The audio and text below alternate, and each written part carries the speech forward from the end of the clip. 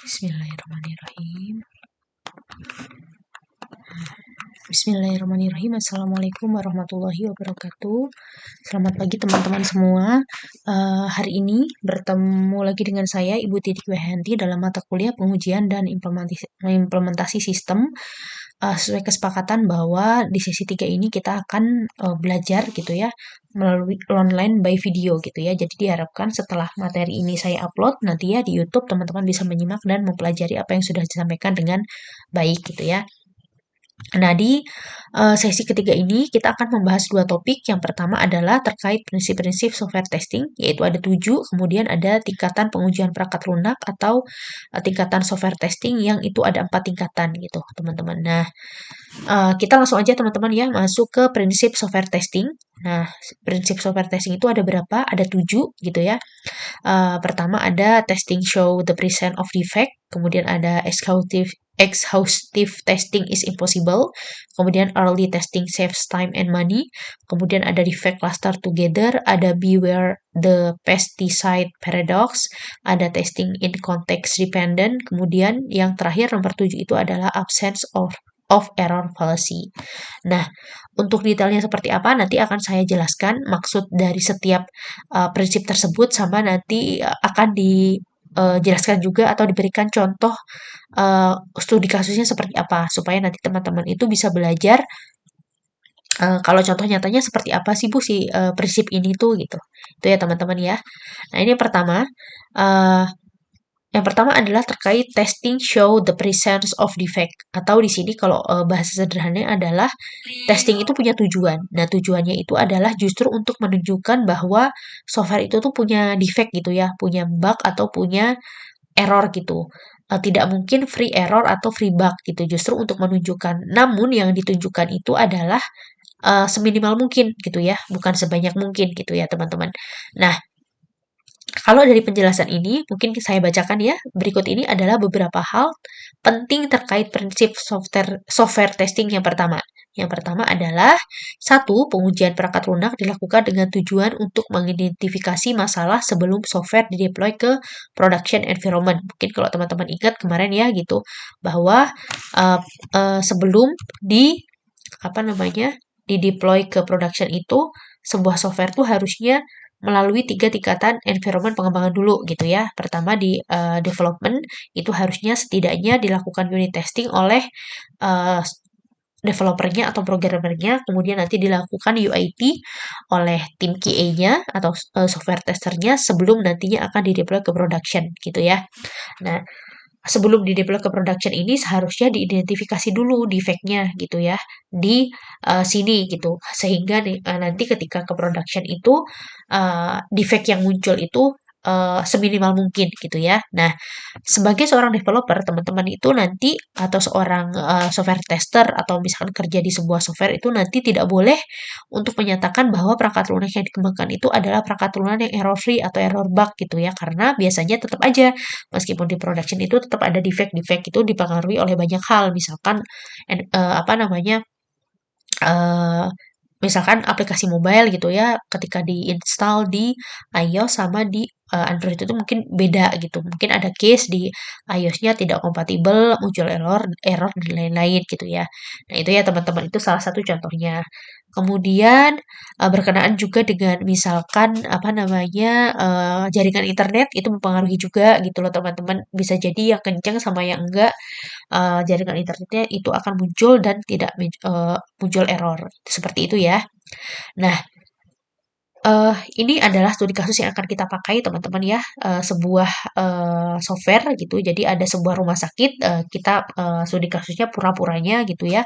Itu ada sebuah rumah sakit, umum daerah bernama Sehat Sejahtera yang sedang mengembangkan, sistem informasi manajemen rumah sakit atau SIM-RS berbasis web. Kemudian lingkup sistemnya itu adalah fitur-fitur yang mau diuji itu adalah modul pendaftaran pasien, kemudian modul rekam medis, modul jadwal dokter, dan modul farmasi. Begitu ya. Nah, selanjutnya kita akan masuk yang kedua ya teman-teman ya. Tadi teman-teman sudah mengetahui bahwa tujuan pengujian software itu bukan untuk menyatakan bahwa error free atau bug free, tapi justru untuk menunjukkan bahwa ada error, tapi errornya itu diminimalisir gitu ya. Nah ini prinsip yang kedua adalah exhaustive testing is impossible gitu ya. Kalau dari penjelasannya saya bacakan bahwa pada kenyataannya pengembang perangkat lunak itu tidak bisa menguji perangkat lunak dengan setiap kombinasi input karena akan memerlukan waktu dan biaya yang tidak sedikit. Nah, hal itu atau oleh karena itu perlu dilakukan dua hal. Pertama adalah melakukan penilaian risiko. Jadi kita nilai fitur-fitur mana gitu ya, atau kemungkinan mana, atau resiko input mana gitu ya yang akan dilakukan oleh user. Kemudian kita juga perlu merencanakan pengujian perangkat lunak atau membuat test plan gitu ya, supaya nanti kita bisa meminta tester atau QA-nya gitu ya, ketika melakukan pengujian itu udah sesuai sama standar atau rencana yang diharapkan gitu ya. Dua hal ini akan membantu pengembang atau software developer untuk menentukan prioritas pengujian untuk menghasilkan produk akhir yang lebih meyakinkan. Nah, contohnya seperti apa? Nah, misalkan ini dari tadi ya, website SIMRS tadi gitu ya. Misalkan seorang QA itu dia akan melakukan exhaustive testing gitu ya, untuk form registrasi gitu ya. Nah, ini misalkan saya ambil contoh ya, mungkin teman-teman bisa baca kalau nama pasien nanti itu kalau kombinasi input 26 digit alfabet dikali kombinasi misalkan 100 karakter itu lamanya itu lebih dari usia kita, usia alam semesta gitu ya, karena kelamaan gitu ya harus dicek kalau kombinasi telepon seperti ini, tanggal lahir seperti ini. Nah, kan saya ambil itu yang ini aja, yang NIK. Misalkan ya, misalkan NIK itu kan terdiri dari 16 digit numerik ya. Kemudian angka itu kan ada 1 sampai 10. Nah, ini misalkan input NIK, maka harus kayak gini. Ini saya cuma kasih contoh 3. Nah, kombinasinya kan itu bisa banyak ya teman-teman ya. Kali berarti si 16 karakter tadi dikali 10 gitu ya. Atau dipangkatin 10 gitu teman-teman ya. Hasilnya adalah ini gitu ya. 16 kombinasi dipangkatin 10 adalah hasilnya adalah 317 juta tahun. Kalau mau selesai gitu ya. Misalkan ini per ujinya tuh per detik gitu loh teman-teman gitu ya. Nah, itu kan nggak memungkinkan, terlalu lama, impossible, makanya disebutnya impossible. Nah, oleh karena itu seharusnya seorang software tester atau seorang QA gitu ya harus bisa membuat teknik tes, desain atau test case itu yang lebih efektif gitu ya. Nah ini contohnya seperti ini. Berarti kita bikin 4 kombinasi aja yang memang mungkin gitu ya. Yang pertama adalah kita bikin yang valid gitu ya. Kondisi yang valid kita masukin eh, apa namanya eh, nick-nya itu 16 karakter gitu ya.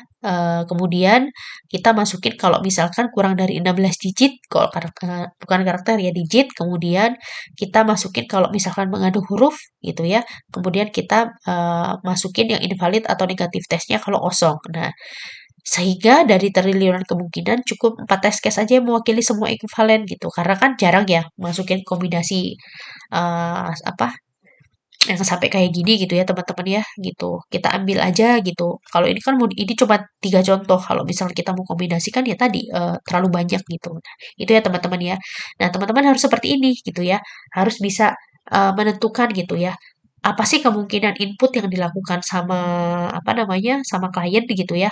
Atau misalkan invalid kita tambah lagi satu, kelas invalidnya adalah seperti ini. Misalkan dimasukin aduh, sebentar ya teman-teman. Misalkan saya masukin ini pakai special karakter gitu. Bisa kan teman-teman gitu ya. Kemudian saya tambah titik itu bisa gitu. Boleh seperti itu juga untuk negatif tesnya gitu ya. Tapi tidak perlu mencontek mencoba semua kombinasi angka. Ini misalkan saya ganti ini ganti 6, 6. Terus saya ganti lagi ininya jadi 7 gitu kan. Langkah-langkah banyak banget gitu ya. Belum nanti yang ini diganti lagi.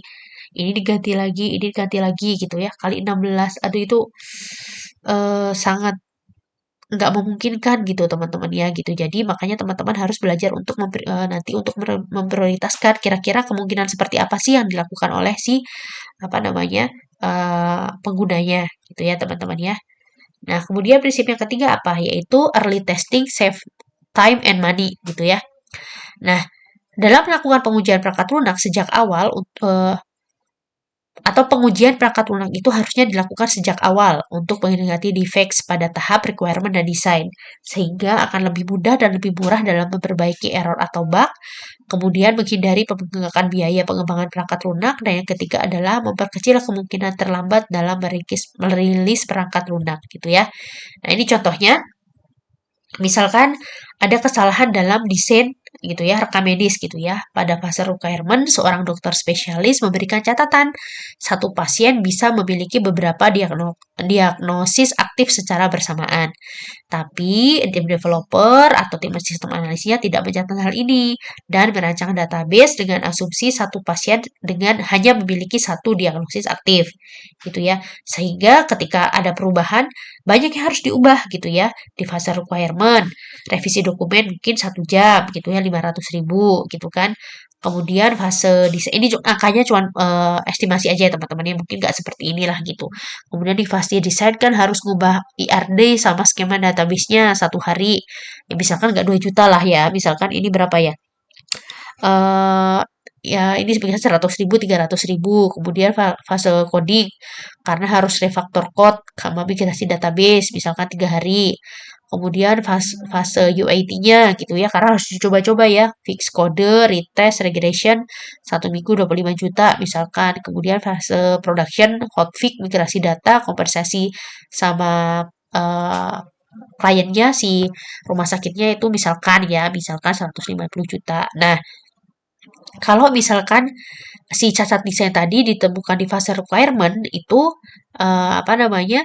Mungkin bisa diperbaikin gitu ya, tapi jika ditemukannya setelah go live gitu bisa bengkaknya bisa sampai 3 kali lipat sehingga early testing itu bukan biaya tambahan gitu, melainkan investasi yang menghemat jutaan rupiah. Mungkin ada pertanyaan teman-teman, Bu, kalau misalkan nanti apa namanya masuknya itu apa namanya eee, ada perubahan gitu, memang misalkan di awal memang harusnya satu diagnosis, terus itu masuknya, tiba-tiba dokternya bilang gitu ya, apa namanya, ternyata, bisa beberapa diagnosis. Nah, kalau itu masuknya tidak kesalahan desain rekan medis gitu ya, karena yang merasakan meminta perubahan itu dokter spesialisnya.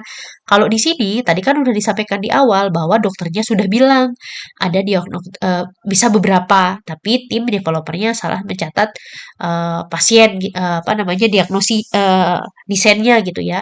Nah, oleh karena itu, kalau misalkan teman-teman dikaitkan mata kuliah ini dengan Manprosi ketika defining scope gitu ya, itu tuh harusnya ada verifikasi gitu ya, ada persetujuan gitu ya ketika ketika teman-teman mendesain sebuah sistem atau mendesain sebuah test case itu libatkan si usernya gitu ya atau penggunanya. Bener nggak seperti ini? Atau misalkan minta verifikasi dari expert gitu ya, dari orang dari dokter senior gitu atau project manager yang memang memahami tentang si rekam medis ini gitu ya teman-teman ya. Nah itu untuk memperbaiki hal seperti ini. Ini adalah contoh ya teman-teman, contoh saja. Kemudian karena lagi azan sebentar ya. Mungkin saya hold sebentar. Nah, saya lanjutin lagi teman-teman ya. Hmm, nah, sekarang selanjutnya tadi kita sudah membahas ini ya. eh, Early testing save money and time. Selanjutnya kita akan membahas terkait defect cluster together gitu ya. Jadi bagaimana kita mengelompokkan gitu ya defect-defect itu yang memiliki keterkaitan atau uh, uh, bukan serupa ya, satu konteks gitu ya. Nah, berikut ini adalah beberapa hal penting terkait prinsip software testing yang keempat gitu. Bener kan ya? Ini keempat. Oh iya benar. Kemudian satu, adanya prinsip Pareto juga terjadi pada pengujian perangkat lunak di mana 80 masalah disebabkan oleh 20% komponen gitu ya. Kemudian memahami prinsip Pareto akan membantu pengembang untuk mencari penyebab masalah pada area tertentu yang dianggap sebagai penyebab utama. Nah, contohnya seperti apa? Nah, ini misalkan sudah melakukan pengelompokan bug gitu ya teman-teman ya. Teman-teman sudah melakukan testing di SIM RS tadi. Nah, Kemudian setelah dianalisis, sebagian besar defect itu terkonsentrasi pada sejumlah modul kecil atau komponen kecil. Nah, fenomena ini dikenal dengan nama Pareto Principle atau aturan 80/20 dalam software testing. Sekitar 80 defect itu berasal dari 20% kode atau modul. Nah, selama 3 bulan pengujian SIM-RS, tim QA mencatat ada total 312 defect. Nah, berikut distribusinya per modulnya gitu ya. Di rekam medis digital ada 127 bug dengan persentasenya adalah 40%, kemudian pendaftaran pasien ada 89 dengan persentase 28%, kemudian manajemen farmasi ada 54 bug dengan persentase 17%, jadwal dokter 28 dengan persentase 9%, laporan dan dashboard ada 14 dengan persentase hanya 4% gitu ya. Sehingga teman-teman dari sini bisa membuat kategori prioritas gitu ya. Yang kemarin ya teman-teman gitu sempat kita bahas di sesi 2 gimana sih cara menentukan sebuah software itu tuh harus di yang mana dulu gitu ya dari semua fitur itu yang harus diprioritaskan. Teman-teman bisa bikin seperti ini, bikin kategori prioritas. Teman-teman bisa lihat di sini uh, yang jadi fokus utama di rekam medis digital karena presentasinya 40% dan mungkin yang bagian pendaftaran pasien juga perlu perhatian gitu ya. Nah, dengan analisis Pareto, modul rekam medis sama pendaftaran pasien ini tuh bisa diprioritaskan gitu ya. Karena uh, hampir memuat dari dua modul tersebut tuh jadinya kalau ditotalin tuh ada 68 ya. 69 ya. Bener deh 68 lah, sekitar segitulah teman-teman ya. Kalau sama komanya jadi 69 gitu ya. Dengan mengalokasikan 17 sumber daya ke modul ini, tim bisa menemukan 70% dari defect yang ada. Jadi nanti mungkin tim QA-nya gitu ya, tim QA-nya sama developernya nanti bisa difokuskan di modul ini dulu gitu ya. Misalkan kalau modul masing-masing tadinya ada 3 QA gitu ya, masing-masing ada berapa ini? Ada 5 QA. Mungkin ini diminta dulu untuk membantu di di bagian rekam medis sama pendaftaran pasien dulu. Yang ini mungkin di hold dulu gitu ya untuk diprioritaskan. Nah, kalau misalkan ini si 70% tadi udah di testing, udah ketemu bugnya, nanti kan akan berkurang gitu dan nanti timnya bisa masih kembali ke modul masing-masing sesuai dengan penugasan awalnya. Seperti itu ya teman-teman ya. Itu adalah contoh dari si prinsip yang keempat yaitu defect cluster together gitu ya. Nah, kemudian uh,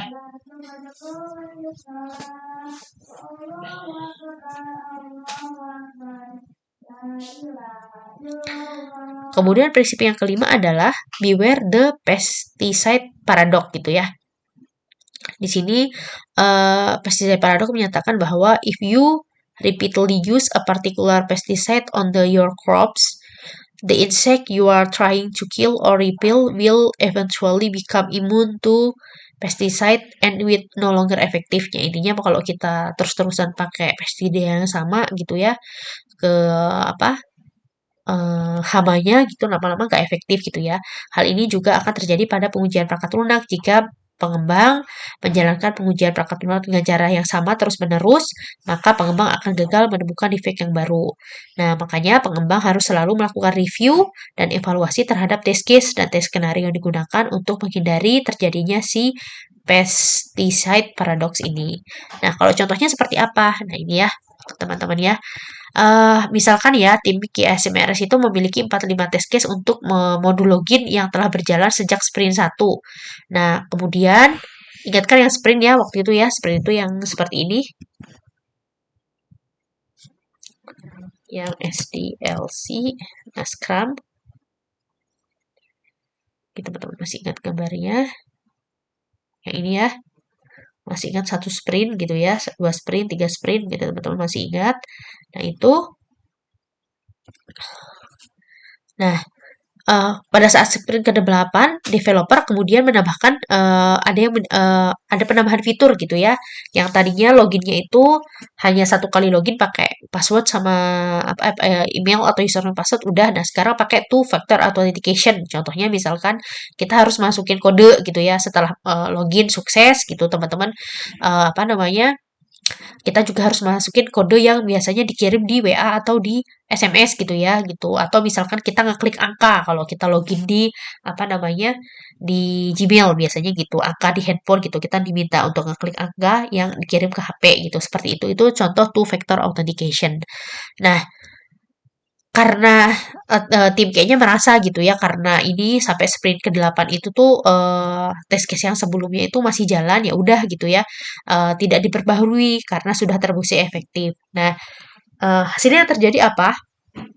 Si 45 tes case lama tadi itu semuanya PES gitu ya. Namun 2 minggu setelah rilis di sprint 8 ditemukan bug kritis. Kode OTP 2FA tidak akan kadaluarsa setelah digunakan kembali gitu ya. Artinya kode OTP yang sama bisa diperkali-kali dipakai untuk login.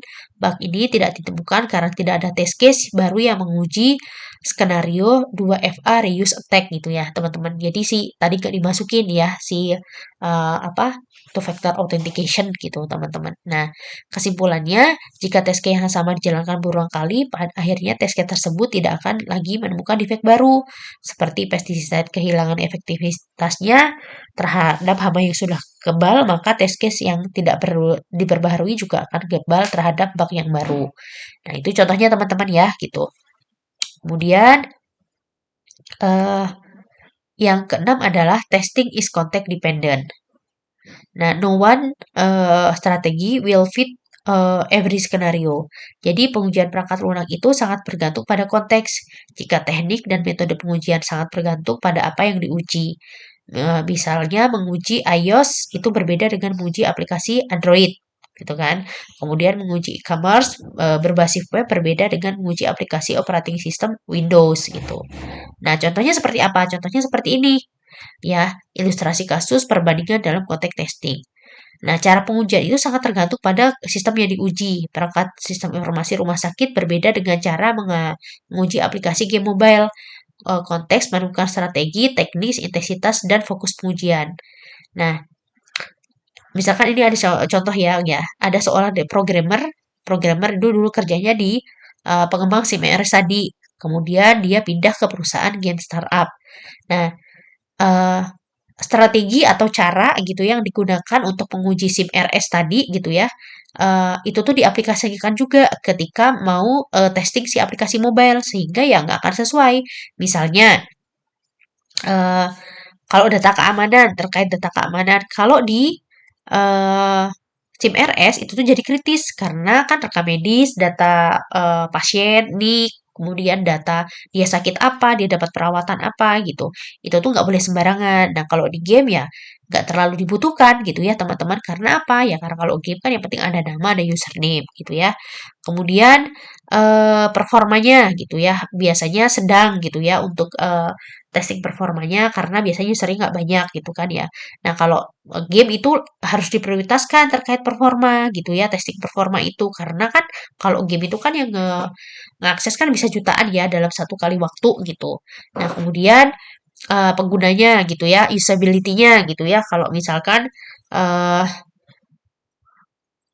usability-nya lebih kritis di bagian game karena penggunanya awam gitu ya. Jadi harus gamenya tuh harus intuitif, harus user friendly gitu. Nah, kalau misalkan yang di rumah sakit itu biasanya udah ada pelatihan dulu gitu ya. Jadi prioritasnya rendah gitu. Kemudian terkait regulasi eh, nggak terlalu ya gitu karena eh, terkait perlindungan data gitu ya rendah karena ya datanya nggak banyaknya di input. Nah, kalau misalkan di SIM RS itu ada karena biasanya ada standar-standarnya dari pemerintah apa peraturan Kementerian Kesehatan dari HIPAA dan lain-lain gitu ya. Kemudian downtime toleransinya misalkan eh nggak terlalu ya gitu, nggak terlalu karena kan sistem rumah sakit biasanya kan operasinya itu kan dari pagi sampai sore ya gitu atau misalkan pagi yang banyak pasiennya gitu ya yang rawat jalan tapi kalau misalkan dari sore ke malam itu mungkin yang hanya rawat inap gitu jadi nggak terlalu kritis. Nah, kalau misalkan downtime toleransinya tinggi gitu ya gitu karena kan yang akses gamenya itu kan bervariasi ada yang suka main game malam siang gitu. Nah, itu ya kemudian eh nah, ini jadi prioritas bugnya disebutnya dengan data corruption atau security breach gitu ya. Kalau di sini disebutnya dengan gameplay balance atau gameplay balance atau UI glitch seperti itu ya teman-teman ya. Nah, itu maksudnya adalah ke teman-teman itu kalau misalkan nanti menguji sebuah software itu harus disesuaikan sama konteksnya gitu ya. Perlakuan untuk SIM RS sama game mobile ini contohnya adalah memerlukan perlakuan yang berbeda terkait prioritas mana yang harus diuji uh, ketika nanti teman-teman misalkan jadi seorang QA atau seorang tester gitu ya. Nah, kemudian yang keenam, yang ketujuh ya, yang terakhir ya, absence of error fallacy gitu ya. Nah, apa yang terjadi jika perangkat lunak yang dikembangkan 19 dari error tetapi tidak sesuai dengan kebutuhan pengguna? Nah, ini mungkin teman-teman kalau ingat yang kemarin ya ada gaps gitu ya. Gaps antara definisi kualitas software antara si developer atau produsennya eh,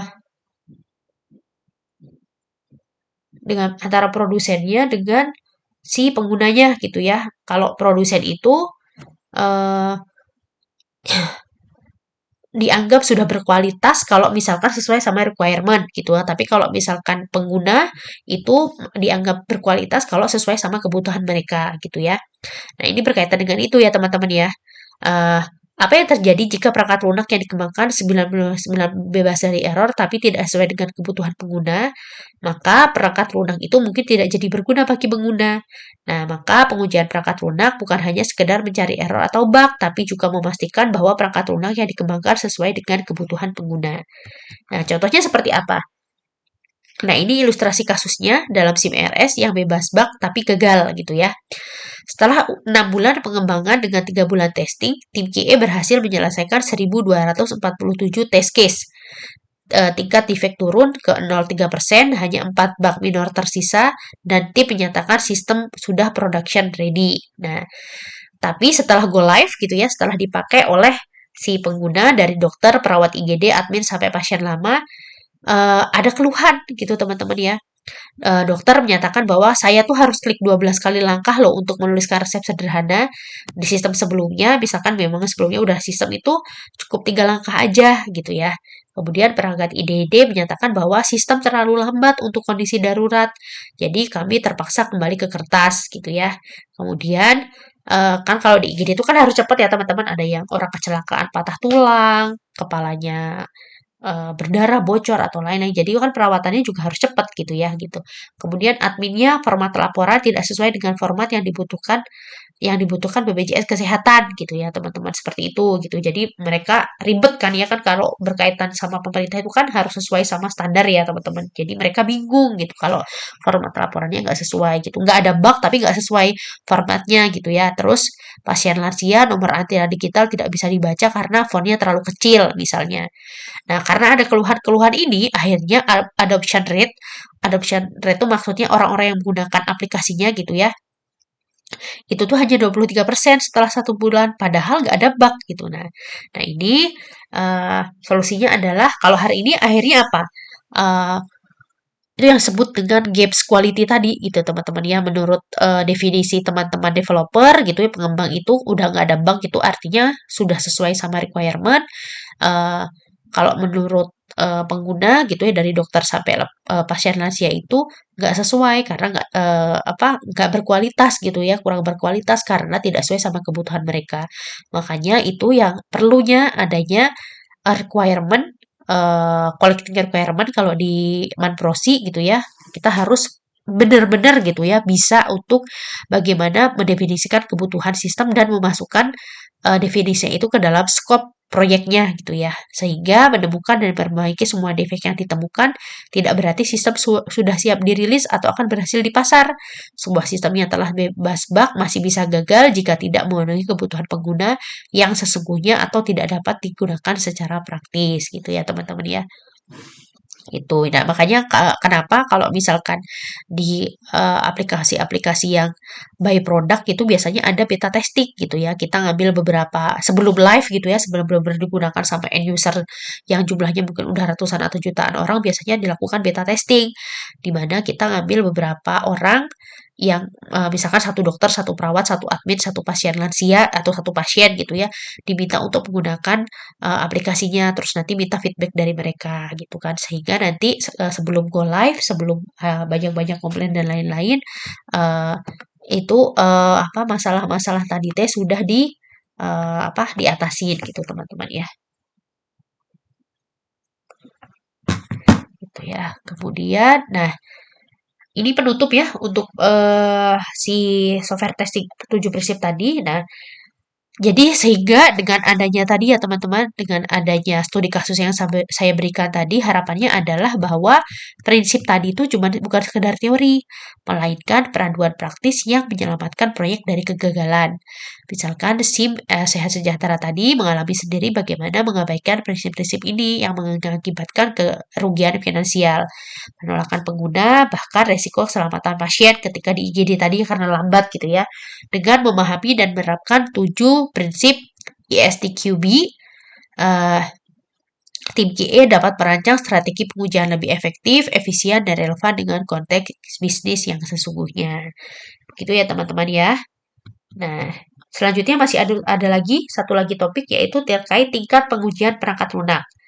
Nah, tingkat pengujian perangkat lunak itu ada berapa? Ada 4 gitu teman-teman. Yang pertama adalah unit testing, ada integration testing, ada system testing, dan ada acceptance testing. Yang unit testing itu dilakukan oleh siapa? Oleh developer biasanya ya, atau oleh programmernya. Kemudian integration testing itu oleh siapa? Oleh tester atau QA. Kemudian yang sistem testing itu juga oleh QA. Nah, kalau UAT itu atau acceptance testing itu biasanya digunakan oleh user yang didampingi oleh tester gitu ya. Gitu. Uh, nah ini ya setiap tingkatan pengujian dilakukan oleh pihak yang berbeda. Nah, kemudian ini teknik-teknik pengujian yang biasa yang digunakan gitu ya untuk setiap tingkatan gitu. Jadi tiap tingkatan selain dilakukan oleh orang-orang yang berbeda, juga dilakukan teknik atau mengujinya itu juga berbeda gitu ya. Nah, aduh ya Allah. Eh, nanti si apa namanya teknik-teknik pengujian si white box sama black box itu nanti akan disampaikan di sesi 3 gitu ya teman-teman ya. Tapi ini kalau misalkan unit testing itu pakai white box itu biasanya berkaitan dengan kode, kemudian integrasi testing itu menggunakan kombinasi black box dan white box, kemudian kalau acceptance sama sistem testing itu menggunakan black box testing. Ya, nah, setiap tingkatan pengujian itu menggunakan metode pengujian yang berbeda, kemudian memerlukan jumlah pengujian yang berbeda, dan memerlukan biaya dan waktu eksekusi serta perbaikan yang berbeda. Itu ya teman-teman ya. Nah, ini pengertiannya. Apa yang dilakukan pada setiap tingkatan pengujian perangkat lunak? Satu, dalam pengujian unit testing, itu melakukan pengecekan terhadap komponen terkecil dari perangkat lunak untuk memastikan apakah komponen tersebut dalam berjalan sesuai dengan fungsinya atau tidak. Nah, saya akan kasih contoh untuk teman-teman ya di bagian ini supaya teman-teman bisa dapat tahu gitu loh apa sih sebenarnya Bu kalau diimplementasi di apa software itu seperti apa gitu ya. Nah, ini coba ya. Coba kita pahami dulu pengertiannya teman-teman ya untuk yang ini. Pengujian unit testing melakukan pengecekan terhadap komponen terkecil dari perangkat lunak untuk memastikan komponen tersebut dapat berjalan dengan sesuai dan fungsi. Nah, jadi komponen terkecil yang dimaksud dengan komponen terkecil itu apa? Biasanya adalah function-functionnya gitu ya. Nah, ini kalau untuk si konteks tadi ya, SIM-RS tadi, eh, misalkan fitur yang diuji itu terkait login gitu ya, dan autentisi pengguna untuk dokter, perawat, dan pasien gitu ya. Nah, nah ini unit testing itu contohnya seperti apa gitu ya.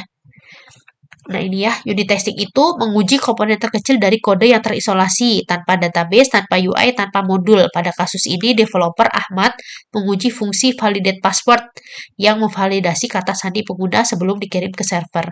Nah ini ya, teman-teman ya. Jadi kalau misalkan teman-teman coding itu kan suka ada function ya.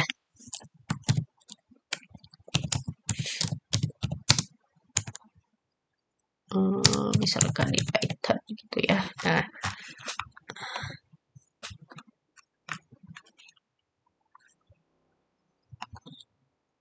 Nah, misalkan fungsi ini ya, atau fungsi ini nih. Fungsi untuk proses data. Kalau teman-teman developer kan tahu ya, kalau misalkan kita mau bikin sesuatu, biasanya kita bikin fungsi-fungsi. Nah, ini fungsinya tuh dicek. Ini namanya unit testing. gitu ya. Ini fungsi untuk memproses data gitu ya. Kemudian ada fungsi apa lagi? Ini fungsi untuk eh, bikin message gitu kan. Ini fungsi untuk explore data gitu. Nah, itu di tesnya di situ. Makanya kenapa yang melaksanakan ada developer bukan tester atau QA. Dia yang digunakan adalah white box. White box itu selalu berkaitan dengan apa namanya coding-coding gitu teman-teman ya. Ini ya fungsi yang diuji adalah validate password. Nah, lokasinya ada di mana? Ini filenya, kodenya biasanya di PHP itu ada di sini.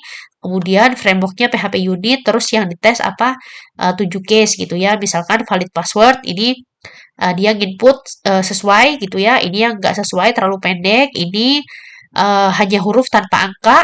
Kemudian ini kalau nol, ini kalau misalkan pakai special karakter, ini passwordnya tepat yang 8 karakter, ini pakai spasi gitu ya teman-teman ya. Nah itu yang melakukan siapa? Itu yang melakukan adalah developer gitu ya. Nah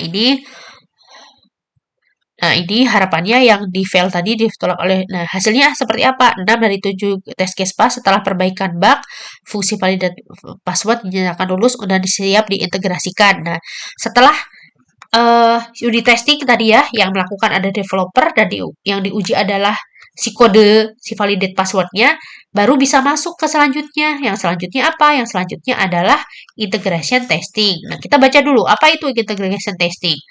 Nah, integrasi testing adalah melakukan pengecekan terhadap aliran data dari satu modul ke modul lain untuk melihat bahwa seluruh modul yang saling berhubungan dapat bekerja dengan baik dan sesuai dengan keinginan gitu ya. Nah, kalau tadi ini unit testing itu satu unit fungsi, kalau ini harus udah berhubungan dengan modul yang lain. Nah, kita lihat lagi contohnya seperti apa. Contohnya seperti ini. Nah, tadi ya, ini modul sendiri, form login gitu ya, ada formnya, ada UI-nya, kemudian ini ada modul lain yaitu out service untuk ngecek kredensialnya, terus nanti dia akan cek gitu ya ke ini sesuai nggak tadi verifikasi kredensial tuh sesuai nggak apa namanya ada username-nya, ada password-nya, password-nya sesuai nggak 8 karakter, kombinasi huruf dan angka, dan lain-lain. Kemudian dicek kan nanti setelah ini lolos akan masuk ke sini, dicek ada nggak di tabel database gitu ya ke database di tabel user. Nah, kalau misalkan ada nanti masuk ke session manager, dia akan masuk ke apa home gitu ya atau ke beranda, tapi kalau misalkan gagal ya nanti dia akan memunculkan apa namanya gagalnya. Ini adalah contoh integrasi testing atau pengujian integrasi. Makanya kenapa namanya integrasi? Karena mengintegrasikan beberapa modul. Kalau tadi kan unitnya cuma bagian verifikasi si loginnya aja. Kalau ini udah berkaitan dengan yang lain. Nah, ini misalkan contohnya adalah user dan password tidak valid, kemudian apa namanya passwordnya salah.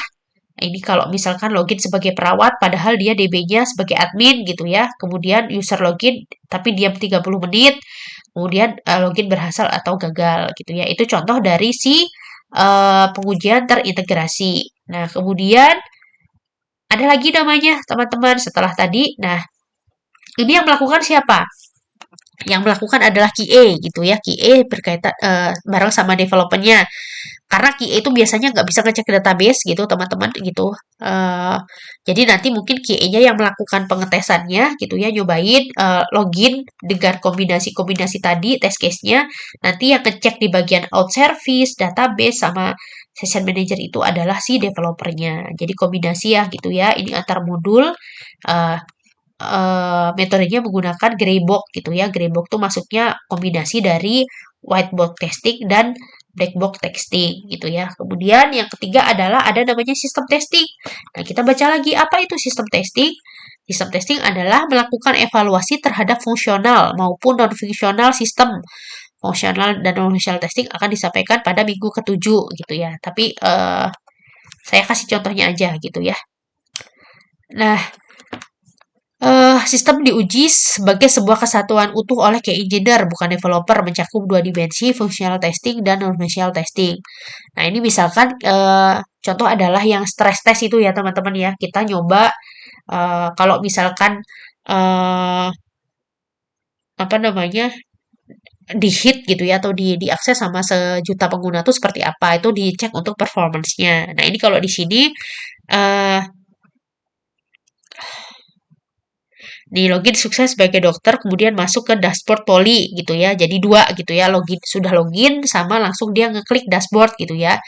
Berarti kondisinya credential valid dan akun aktif. Nah, harapannya adalah uh, si dokternya bisa menampilkan si data poli di dashboard gitu ya. Kemudian akun blokir setelah 5 kali salah password gitu ya. Nah, harusnya kita masukin 5 kali password berturut-turut, nanti akunnya terkunci dan notifikasi ke adminnya salah gitu ya teman-teman. Kemudian nanti lupa password itu seperti apa sampai nanti apa namanya login. Nah, ini disebut dengan functional testing. Nah, kalau non fungsionalnya seperti apa? Non fungsionalnya adalah nah ini tadi ya login 200 dokter jam 7.30 secara bersamaan itu ngehang apa enggak. Kemudian user gitu ya 500 user responnya harapannya adalah apa 2 detik gitu ya. Kemudian ini security di tag gitu ya. Ini biasanya kerjasamanya juga sama tim sistem admin atau network admin ya gitu ya. Kemudian kalau misalkan itu IP-nya diblokir gitu ya kalau ada yang mau ngehack gitu. Kemudian akses halaman login via HTTP bukan HTTPS. Itu langsung otomatis didirect ke HTTPS gitu ya. Itu ya teman-teman ya. Jadi kalau sistem pengujian sistem itu dua, kita uji fungsionalnya sama non fungsionalnya. Fungsional itu terkait ya tadi penggunaan apa namanya fitur-fiturnya. Kalau non fungsional itu berkaitan dengan performance sama security-nya gitu ya teman-teman. Nah, itu yang disebut dengan pengujian sistem. Kemudian ada lagi pengujian acceptance testing gitu ya. Nah, ini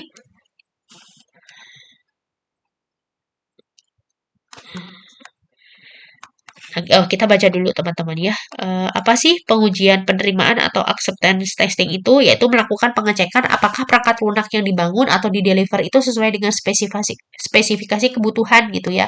Ini ya tadi gitu ya untuk mengecek benar nggak gitu apa namanya si aplikasinya itu sesuai kebutuhan penggunanya apa enggak meskipun tadi ya misalkan sudah dilakukan pengujian unit, pengujian integrasi sama pengujian sistem semuanya sudah oke, no error errornya minimalisir gitu ya. Kemudian pas di tinggal terakhir pengujian penerimaan oleh usernya sesuai apa enggak sama kebutuhan mereka. Nah, seperti itu. Nah, contohnya adalah nah, ini tahap akhir ya, pengguna nyata, bukan QA, menguji pengguna nyata atau usernya yang bukan QA itu menguji sistem menggunakan skenario pekerjaan mereka sehari-hari. Tujuannya untuk mencari bug teknis, melainkan memastikan bahwa sistem benar-benar sesuai dengan kebutuhan bisnis dan nyaman untuk digunakan, gitu ya. Misalkan peserta UAT, kalau saya dulu UAT itu selalu melibatkan, jadi ada QA-nya, saya, kemudian ada kliennya dari BPR atau dari banknya, gitu. Untuk apa? Karena kita kan dulu bikinnya software as a service gitu ya. Jadi kita bikin software untuk dipakai lagi uh, uh, sama banknya untuk digunakan nanti sama nasabah gitu. Namanya itu software as a service gitu ya. Jadi gitu apa namanya? Jadi ngajak beberapa orang di sini contohnya Dokter Hendra, nurse atau perawat Dewi sama admin Sari gitu ya. Nah, itu diajak gitu untuk mencoba-coba sesuai nggak sama kebutuhan mereka gitu. Untuk menghindari apa? Untuk menghindari terjadinya ini tadi yang di sini ya gitu bebas bug tapi gagal gitu teman-teman. Nah itu ya sebelum rilis harusnya dilakukan UAT dulu atau acceptance si tesnya tadi gitu ya. Nah dari sini 3 pas, 1 fail, parsial, sistem belum dapat diterima, syarat perbaikan 1 minggu. Nah, nanti perbaikan seperti apa baru apa namanya nanti bisa go live gitu ya teman-teman ya. Nah itu ini contohnya gitu. Nanti mungkin saya berikan juga ya teman-teman nanti si file ini. Nanti cara ngebuka untuk teman-teman belajar studi kasusnya ya gitu. Nah ini kalau saya masukin ke sini agak susah soalnya. Jadi saya bikin pakai gini aja ya gitu. Nah, ini nanti teman-teman, ini nanti saya kirim juga di grup WA ya materi. Nanti teman-teman tinggal open aja. Opennya pakai apa? Opennya pakai Chrome atau pakai browser aja bisa dibuka. Ini kan HTML. Nanti teman-teman buka pakai Chrome aja klik gitu ya. Kalau misalkan ini saya karena udah dibuka pakai Chrome. Jadi kalau misalkan teman-teman bingung nanti filenya klik kanan terus open with nanti pilih aja pakai Chrome atau Firefox atau Microsoft Edge juga. Kalau pakai yang HP-nya laptopnya apa namanya pakai iOS gitu ya, pakai MacBook berarti pakai Safari atau yang lain gitu ya. Gitu teman-teman. Nah, kemudian apalagi itu udah ya. Nah, nah tadi ya contoh pengujian sistem udah saya contohkan barusan. Nah, itu mungkin itu aja teman-teman untuk sesi hari ini gitu ya. Nanti akan ada kuis. Kuisnya itu pakai LMS, teman-teman. Nanti saya infokan kalau LMS-nya sudah aktif. Ini saya lagi proses dulu untuk apa namanya? Karena saya masih belum apa akses LMS-nya itu masih belum bisa gitu ya. Tapi tadi dari Bu Miftah selaku koordinator MK-nya meminta untuk kuisnya tetap pakai LMS supaya pertanyaannya seragam gitu ya. Itu jadi nanti saya pinjam akunnya Bu Bifta dulu. Nanti kalau misalkan sudah aktif saya akan infokan ke teman-teman. Nah, mungkin itu saja teman-teman untuk sesi hari ini. Kalau ada pertanyaan atau lain-lain nanti bisa disampaikan saja melalui WA atau japri aja saya gitu ya di WA. Mungkin itu saja untuk sesi hari ini. Saya akhiri. Wassalamualaikum warahmatullahi wabarakatuh.